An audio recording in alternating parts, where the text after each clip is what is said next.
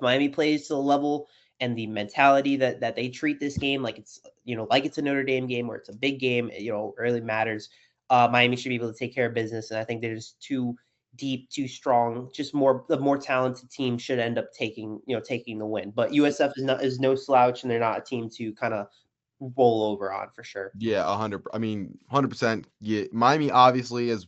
We consider it, and I think the world considers it the more talented team, the better team, the team that should win this game. But as we saw last week, talent needs to sync up with preparedness, coaching, and everything to kind of fully send you into the game where you're going to win. And so Miami cannot sleep on this USF team because that's what Florida did. That's what Boise. They're better than Boise State, obviously, but at this clearly.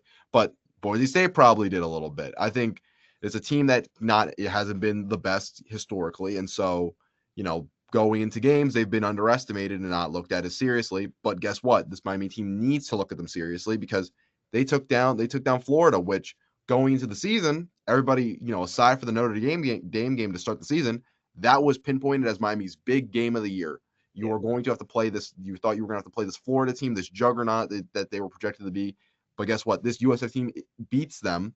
And now they're the team standing in your way before you go to Florida, before you play that Florida game, before you go to FSU, before you get into real conference play. And so Miami needs to take them seriously. I think they will. Everything I've seen and heard so far shows that they will.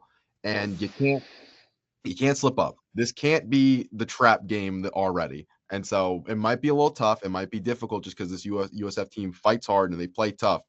But Miami needs to be ready for a fight.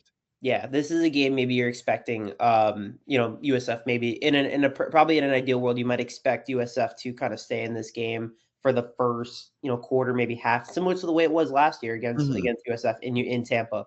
But Miami should be able to pull out and pull their way through towards the end of the game. But again, USF, they got paid $500,000 to go to Gainesville. They were energized, they were juiced.